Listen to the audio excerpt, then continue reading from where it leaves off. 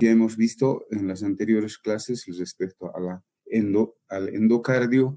Hoy nos abocaremos a lo que es la patología referente al músculo cardíaco en realidad. En la anterior clase hemos visto lo que es la enfermedad de Chagas y en su parte, en su fase o en su etapa crónica, hemos visto que se divide en dos, en grupo A y en grupo B. El grupo B, recordarán ustedes que cursa con una miocardiopatía dilatada que va a ocasionar el problema de la insuficiencia cardíaca. Por lo tanto, el Chagas también está incluido dentro de las miocardiopatías como una cardiopatía específica o algunos lo dicen a los autores no clasificado. Bien, entonces vamos a entrar.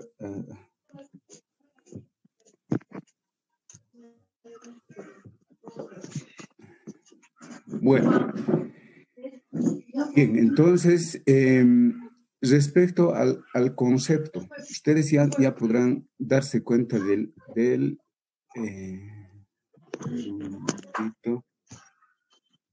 ustedes mismos ya podrán darse cuenta del concepto, que miocardiopatía significa enfermedades, algunos dicen heterogéneos, múltiples enfermedades heterogéneas, pero que en común van a afectar al músculo cardíaco, independientemente justamente de su etiología, porque son múltiples las causas que van a ocasionar la miocardiopatía. Bien, ¿cuál es la característica fisiopatológica de la miocardiopatía? Entonces, es que va a ocasionar ya sea una disfunción, ya sea sistólica o ya sea diastólica o finalmente sistodiastólica. Entonces, la miocardiopatía es cualquiera de las enfermedades del músculo cardíaco en la que se pierde su capacidad para bombear la sangre. En una palabra, hemos dicho que el corazón tiene esa capacidad de bombear. Entonces, va a provocar una falla de bomba. Entonces, en una palabra, provoca la falla de bomba. Y eso obviamente va a condicionar a que vaya a una insuficiencia cardíaca.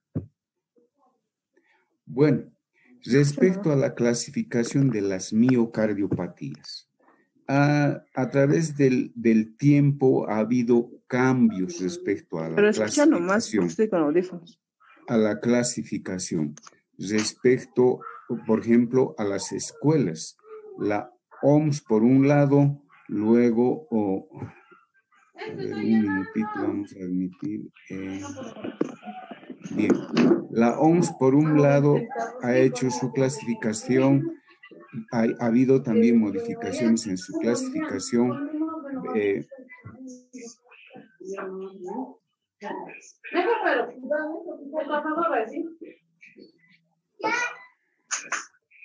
En su, bueno, las que están, hay que admitir a los alumnos, eso nos perjudica un poco. Bien, entonces ha habido clasificación de la OMS, también de la AJA, que es la Asociación Americana del Corazón, y también de la Sociedad Europea de Cardiología y algunas otras sociedades. Bien, como les dije, a través del tiempo han ido modificando algunas las clasificaciones, pero la que más actualmente se utiliza es la clasificación de la OMS, Organización Mundial de la Salud, que clasifica prácticamente en dos grupos. Primer grupo, que son las miocardiopatías idiopáticas, que comprende justamente a las que conocemos habitualmente, la miocardiopatía dilatada, la miocardiopatía hipertrófica, la miocardiopatía restrictiva y posteriormente se incluyó la displasia arritmogénica del ventrículo derecho. Bien, ese es el primer grupo. El segundo grupo corresponde a las miocardiopatías específicas del músculo cardíaco. Algunos lo han llamado no clasificado. Bien, en esta lámina tenemos, hay esas figuritas que fíjense bien detenidamente. La primera de arriba es un corazón con estructura normal. La de abajo corresponde a una miocardiopatía dilatada. Fíjense, todas las cavidades se encuentran aumentadas de dimensiones, están dilatadas y la pared se encuentra adelgazada, la pared ventricular, fundamentalmente del ventrículo izquierdo. La segunda corresponde a la miocardiopatía hipertrófica. Hipertrofia, ustedes saben el significado. ¿Qué significa? Significa engrosamiento, ¿verdad? Engrosamiento, en este caso, engrosamiento de la pared, fundamentalmente la pared ventricular izquierda. Fíjense, está engrosada la pared del ventrículo y además el tabique interventricular. Luego tenemos la miocardiopatía restrictiva. ¿Cuál es la característica fundamental de la miocardiopatía restrictiva? Es que no hay un engrosamiento marcado, puede haber leve, y la característica es que ese miocardio, esa pared miocárdica va a estar fibrosada, va a estar rígida. Entonces, son las características principales de estas miocardiopatías que están dentro de la clasificadas dentro de las idiopáticas según la OMS. Y finalmente tenemos la displasia arritmogénica del ventrículo derecho. Se refiere a que se va a originar arritmias fundamentalmente en el ventrículo derecho porque va a haber una infiltración de tejido graso y eso es lo que va a provocar justamente esta arritmia estas arritmias del ventrículo derecho. Y luego tenemos el segundo grupo que ven las miocardiopatías específicas o no clasificadas, algunos lo dicen, del músculo cardíaco. En ahí veremos algunas cosas, porque dentro de estas, por ejemplo, algunos lo incluyen a la miocardiopatía chagásica, miocardiopatía diabética, miocardiopatía por otras causas. Bien, hay otra clasificación. Bueno, cada escuela hace sus clasificaciones, cada sociedad, como les decía, pero fíjense, aquí tenemos la clasificación etiológica, que lo clasifica en dos grupos. Uno, la primaria y la secundaria.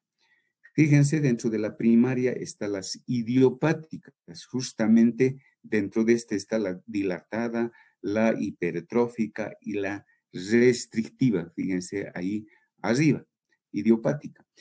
Bien, tenemos dentro de las primarias la de tipo familiar y genético, que también incluye a la dilatada en algunas situaciones, a la hipertrófica y a la restrictiva. Luego tenemos otras mucho más raras que son la enfermedad endomiocárdica, la fibrosis endomiocárdica. Entonces, esas son del grupo primario. Dentro de las secundarias, ustedes saben, secundario quiere decir a una patología ya conocida de fondo o de base que va a provocar.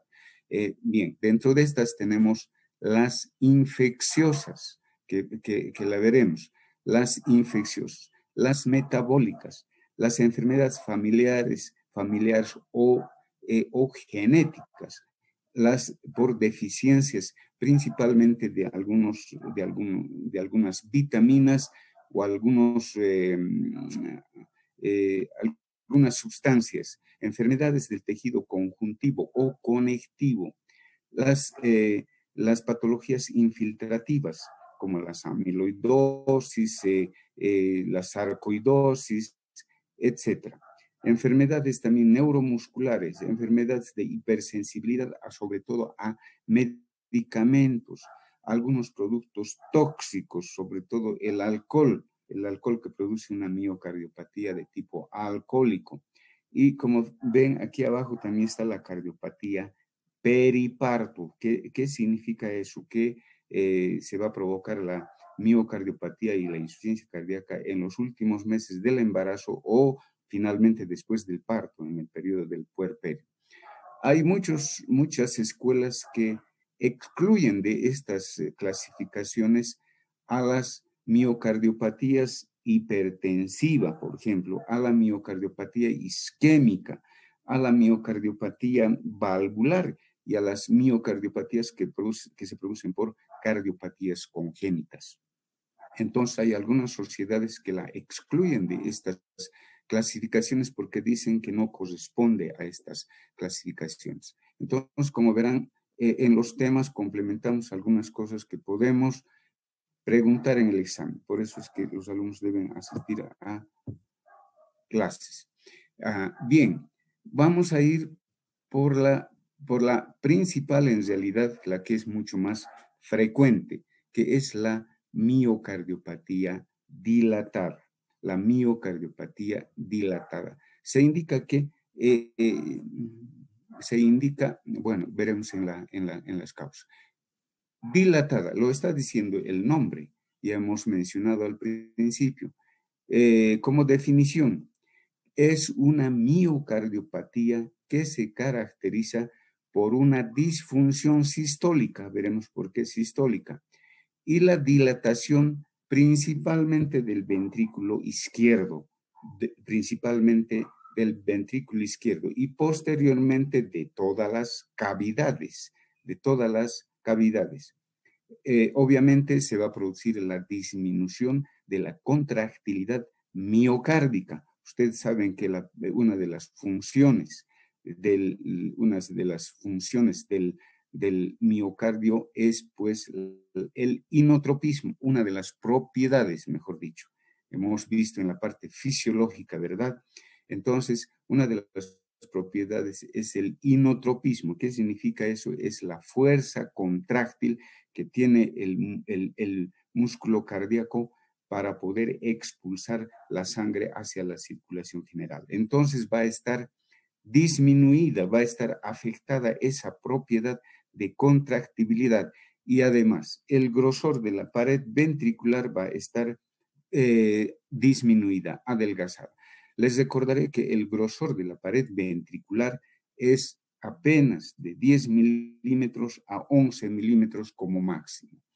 Mayor a eso ya vamos a hablar de miocardiopatía hipertrófica. Bien, entonces, si está fallando esa capacidad contráctil, pues vamos a tener la disfunción sistólica y va a ocasionar, por lo tanto, una insuficiencia cardíaca sistólica. Bien, como hemos indicado anteriormente, algunos lo dicen en ausencia de afección coronaria, se está refiriendo a la cardiopatía isquémica, como les he dicho, que muchos no lo toman en cuenta en la clasificación, o afecciones de tipo valvular. Entonces no entra, digamos, dentro de las causas de la miocardiopatía dilatada. Algunas sociedades lo incluyen, lo excluyen. Algunos, he visto que algunas también lo incluyen. Bien, en cuanto se refiere a la etiología de la miocardiopatía dilatada, se dice que más de un 60% de las miocardiopatías dilatadas son idiopáticas. Un 50% van a ser de tipo familiar genético y un 30 a un 40% son provocadas por procesos inflamatorios infecciosos. Entonces, fíjense, los porcentajes también les estoy dando, complementando a los slides. Por lo tanto, puedo preguntarse en el examen esos porcentajes. Bien, iremos primero por las miocarditis inflamatorias infecciosas. La principal, dentro de las infecciosas están los virus en el mayor porcentaje que va a provocar o que va a llevar inicialmente a una miocarditis y posteriormente a una miocardiopatía dilatada. Recordarán que el SARS-CoV-2 produce también una miocarditis y una miocardiopatía dilatada en muchos pacientes. Entonces, los parásitos, dentro de esto hemos visto la miocardiopatía chagásica también, ¿verdad? Y obviamente bacterias. Dentro de las no infecciosas hay muchas también, pero como ejemplo simplemente aquí la menciona las sarcoidosis, las poliomielitis, las dermatomiositis, pero que son raros. La principal, bueno, van a ser los procesos inflamatorios infecciosos.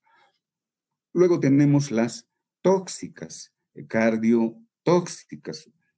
Fíjense, ahí está, por alcohol. El alcohol va a producir una miocardiopatía dilatada. Entonces, es una de las causas para que se presente la miocardiopatía dilatada.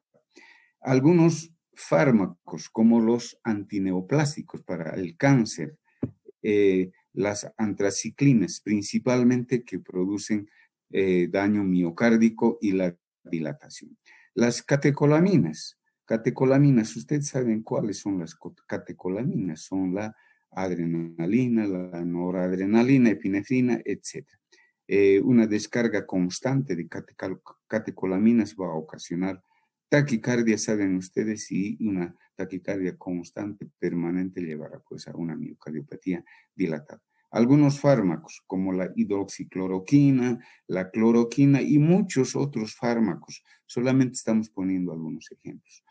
Dentro de las metabólicas, fíjense, déficit de tiamina, es decir, de la vitamina B1, por ejemplo, deficiencias de del selenio, deficiencias de electrolitos, del calcio principalmente y del magnesio. Las endocrinopatías, ahí tenemos, por ejemplo, a la diabetes mellitus, que va a ocasionar posteriormente una miocardiopatía dilatada. El feocromocitoma también es una tumoración de la glándula suprarrenal que va a producir también descarga de catecolaminas. Entonces, me olvido, el hipertiroidismo, el hipotiroidismo también son otras de las causas. Bien, hemos visto que un 50% es por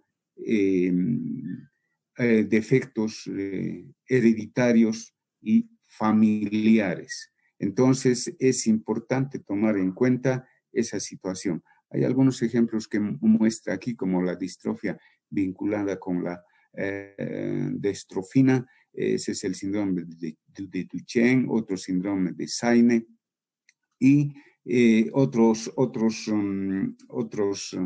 alteraciones, otros síndromes y otras patologías que son de tipo hereditario familiar. Es harto, un 50%. Ahí vemos las idiopáticas. Son la mayor cantidad de patologías desconocidas. Fíjense, hemos mencionado mayor a un 60%, que no hay causa que conozcamos que va a llevar a la miocardiopatía dilatada. Y otras causas, por ejemplo, la distrofia o la displasia aritmogénica del ventrículo derecho, que está incluida aquí, otro tipo de arritmias, la miocardiopatía periparto lo considera. Como verán, son múltiples las causas que van a llevar a la miocardiopatía dilatada. Bien, veremos un poco la parte de la fisiopatología de la miocardiopatía dilatada. Cualquiera que sean las causas, la etiología, ya sean factores genéticos, familiares, alteraciones inmunes, en la etiología me olvidaba decirles justamente que hay también causas autoinmunes para que se produzca una miocardiopatía dilatada. Ya sea alteraciones inmunes o autoinmunes, procesos infecciosos, virales, tóxicos, medicamentos, cualquiera sea la causa. ¿Qué va a ocasionar? Va a ocasionar obviamente una inestabilidad hemodinámica.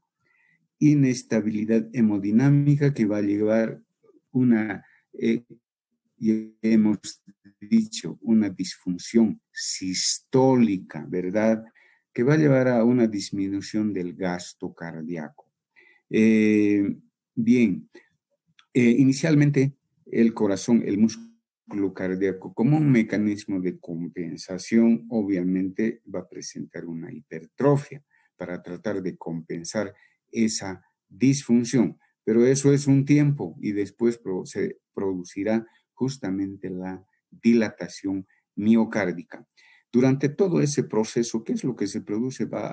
En forma progresiva va a haber una destrucción del tejido miocárdico, la muerte de los miocitos, a lo que se llama la apoptosis. Apoptosis significa muerte celular, en este caso muerte de miocitos. Se dice una muerte programada, a eso se refiere apoptosis. Y habiendo daño del tejido miocárdico, obviamente va a haber pues alteraciones del sistema de conducción eléctrico del corazón, lo que va a llevar a trastornos de conducción y arritmias activas que pueden ser letales. La dilatación miocárdica pues produce la cardiomegalia. Ahí tenemos dos figuras, dos esquemas, uno con un corazón normal y otro con una miocardiopatía dilatada. Principalmente afecta, como les decía, al ventrículo izquierdo. Entonces, pero en realidad posteriormente se van a dilatar todas las cavidades. Bueno, ¿cuál es la clínica? ¿Cuáles son los síntomas y los signos de una miocardiopatía dilatada? Fisiopatológicamente hemos dicho que produce una disfunción sistólica, insuficiencia sistólica. Por lo tanto, es semejante pues a una insuficiencia cardíaca congestiva, porque va a ocasionar dilatación de la aurícula izquierda, posteriormente un incremento de la presión venosa pulmonar y repercutirá a nivel, en forma retrógrada a nivel de corazón derecho, provocando una insuficiencia cardíaca derecha con los síntomas y signos que ya conocemos, ¿verdad? Entonces, ¿qué presenta clínicamente? Disnea de esfuerzo, ya sea de acuerdo a la etapa en que esté, disnea de grandes esfuerzos, medianos, pequeños o finalmente una disnea de reposo. Luego tenemos la ortopnea, la disnea paroxística nocturna, la fatiga, las palpitaciones que se presentan por las arritmias que puede presentar ese paciente. Bien, al examen físico, lo más llamativo, como les habían mencionado, vamos a tener una falla cardíaca derecha, una insuficiencia cardíaca congestiva. Por lo tanto, tendremos pues una hepatomegalia. Y fíjense esas láminas donde muestra la hepata en el lado derecho, donde hay una hepatomegalia bastante grande, debe ser unos 5 o 6 centímetros o más tal vez, que está presentando la hepatomegalia por congestión, ¿verdad? Luego tenemos el edema de miembros inferiores principalmente, donde se inicia. Ahí está el godet o la fobia, que se denomina también. Luego tendremos la ingurgitación yugular. Ahí está aumento de la presión venosa yugular, está abreviado. Todo eso significa ingurgitación yugular. A la auscultación, ¿qué es lo más llamativo? Vamos a tener la presencia de un tercer ruido que nos provoca un ritmo de galope, y eso significa ya falla ventricular.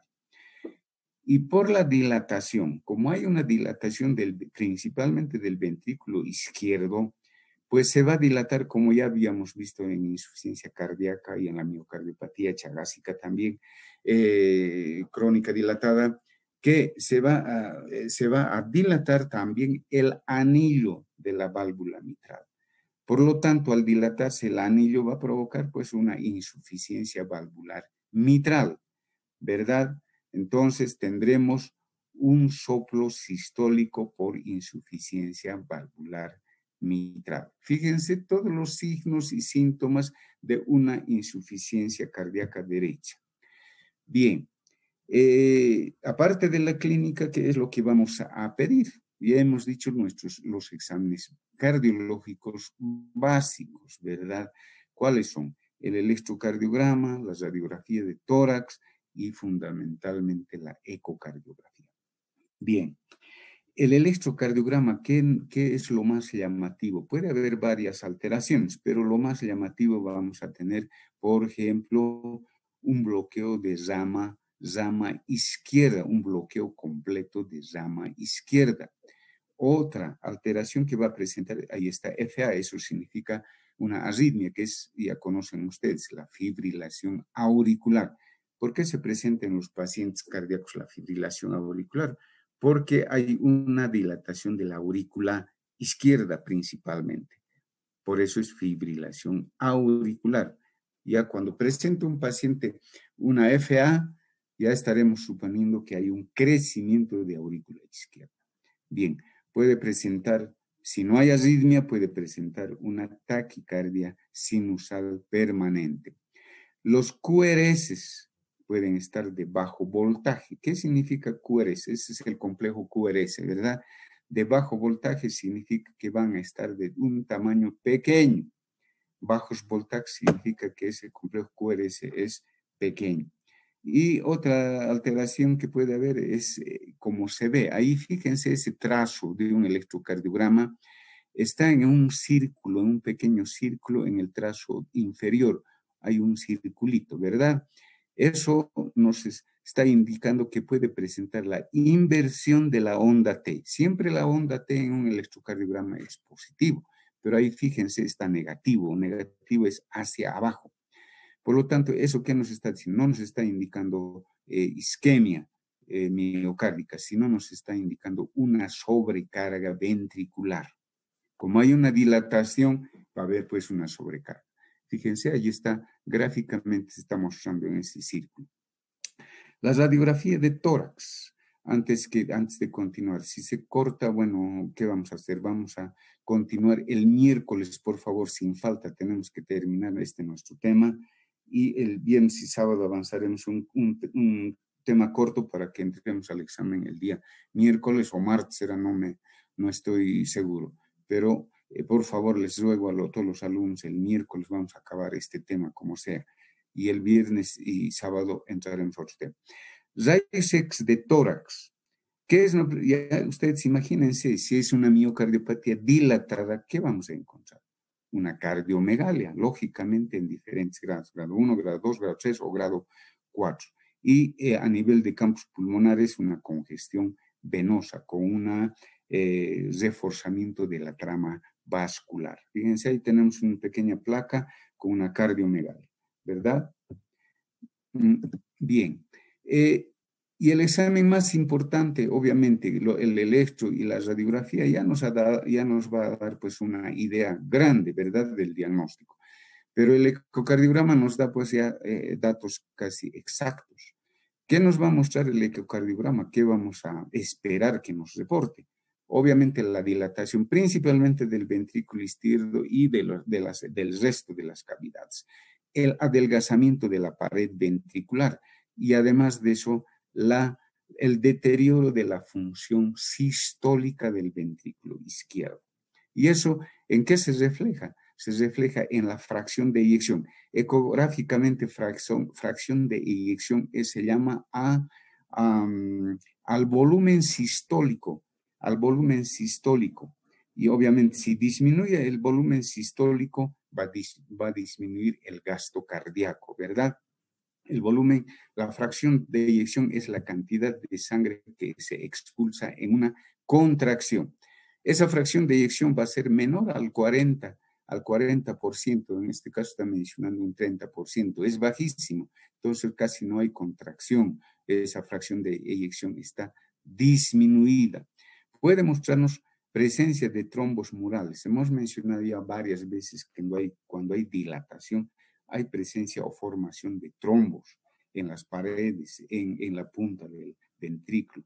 Entonces, la contractibilidad del ventrículo izquierdo está deteriorada. Y otra cosa que no está ahí es que nos va a mostrar pues la dilatación del anillo valvular mitral, lo que va a ocasionar, ya les he dicho, la insuficiencia valvular mitral.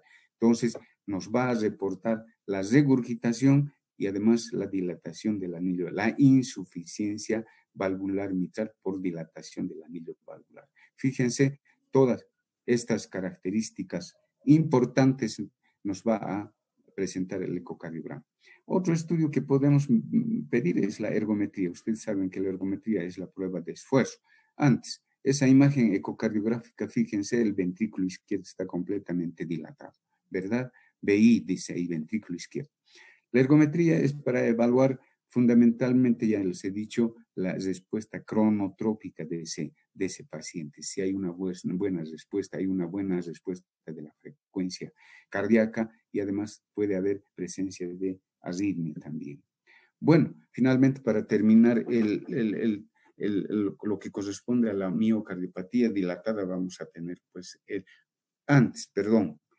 podemos pedir otros exámenes, ya les he dicho, el cateterismo cardíaco, podemos pedir la tomografía, la resonancia magnética. No vamos a entrar en detalle de eso, lo estamos analizando, ya les he dicho, lo principal, lo básico, lo que tenemos que saber.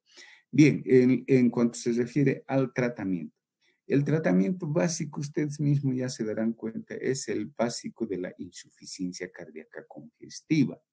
Habrá, ¿cómo se llama? Habrá las indicaciones generales, las indicaciones generales, poca sal, pocas grasas, dejar de beber, alcohol, dejar de fumar, ejercicio limitado, sobreesfuerzo limitado. Esas son las indicaciones de tipo general para los pacientes cardíacos, ¿verdad? Bien, el tratamiento farmacológico básico es los IECAs, los inhibidores de la enzima convertidora de angiotensina, tales como el enalapril, principalmente puede ser el lisinopril y también el